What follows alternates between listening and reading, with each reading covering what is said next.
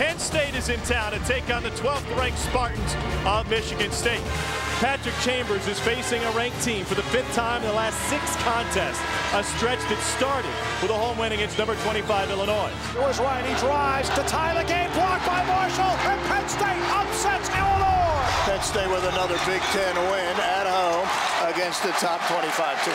All season long, the leader for Penn State has been Tim Frazier. 17 points, 6 assists a game, one of only 3 players in Division I basketball to be over those benchmarks. He does everything for him. An exciting guard. I'm looking forward to seeing him. Why? Because he's a shot maker.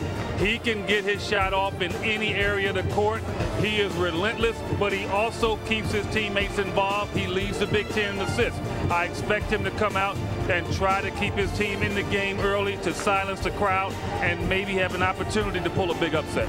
This was the only scheduled regular season meeting between Penn State and Michigan State this season, and what gave hope to the upset-minded Nittany Lions early was their smothering defense. They were in the Spartans' faces, letting it be known that shots would not come easily. The last time these two teams met, Penn State won in the semifinals of the Big Ten tournament last March. Well, Penn State has held Michigan State scoreless to start this game. The double comes from Marshall. Nick's in trouble, turns it over, and Penn State gets it out front to Frazier. Frazier collects, stops, pops, short. Here's the great double team here. Off the dribble, go strong, stay high, force the turnover. You know, style of play I think what Coach Chambers is trying to bring is definitely an up-tempo, you know, shoot threes, attack the basket more, but I think his main focus is on what our identity is, and which is the defending and rebound. I think his focus is on not on the offensive end, but defending and rebounding, and the offense will take care of itself. I looked pretty clean on the ball. Did he get him with the body? I thought it was a clean block. And if you're Coach Chambers, you have to be happy. Your team has not scored, but you have to be feeling good about the aggressiveness and the not give up attitude of your players early on in this ballgame. You know, offense will come sooner or later. The key to winning here is defensively. Can you stop Michigan State on a consistent basis? That is an offensive foul and gives the ball back to Penn State. Big Ten every year in my eyes, since I've been here, it's been the strongest conference top to bottom. Every game's a challenge. There's no gimmies. You know, you got guys going to the NBA every year, leaving their teams. It's something I'll be able to look back on one day and say, you know, I played the best I could play against. Far corner, Colella for 3, gone, and Penn State's on the board. 9-3.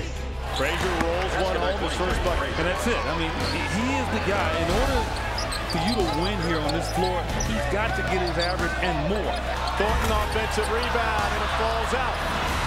And Frazier pops it ahead to start the break. Frazier on the go. Frazier lays it up and in. That was terrific. He just ran it right at Appling and just dodged out of the way, and Timmy just laid it. Both teams defended their territory with an almost hockey-like mentality in an interesting first half that had Penn State limit the Spartans to 27% shooting, although they eventually pulled ahead by the break. You know, you definitely have to push yourself every day. You know, it's definitely hard, it's definitely tough, but, you know, I love the game of basketball so much, and I want to be great, and I want the best for the team as well.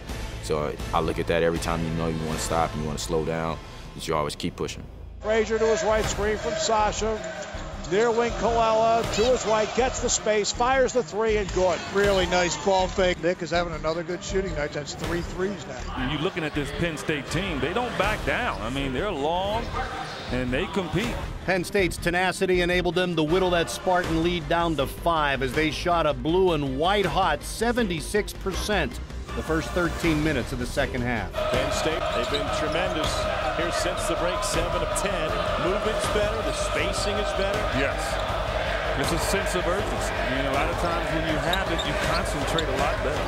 There's the roll for Borovniak. Oh, got it! And he'll get a chance for a 3-point play. What do you get out playing in the Big Ten Conference? You get a tough game each time you step on the floor. You know, from top to bottom, the Big Ten is one of the toughest conferences, I believe, in the nation. And then, you know, and you have to come ready to play each time, or you can take a loss. Underneath, Travis lays it up and in with a tough move to the bucket on the baseline. Single-digit deficit. But it's amazing what aggressiveness will do. It forces the opposition to make bad decisions, and that's what's happening now. Michigan State, they're backpedaling. Penn State, they're on the throttle. They're moving forward.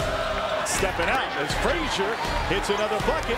You give him 18, right at his average, second best in the Big Ten. All it takes is a teammate to catch fire, and the attention goes away from you, and then all of a sudden you're getting one-on-one coverage, and you can go to work. Tipped by Woodyard, no. Pulled down by Green. Out of the top of the key. Fires the 2. It's good. Michigan State survived the scare, but not before Penn State made the 15,000 in the Breslin Center very antsy. Eventually, the Spartans pulled away, and after 5 of 6 on the road, the Nittany Lions will be glad to get back to the Bryce Jordan Center. They worked until the final buzzer, and although they didn't get the win, they earned a lot of respect as they head home to play Nebraska in a coaches versus cancer band together day game.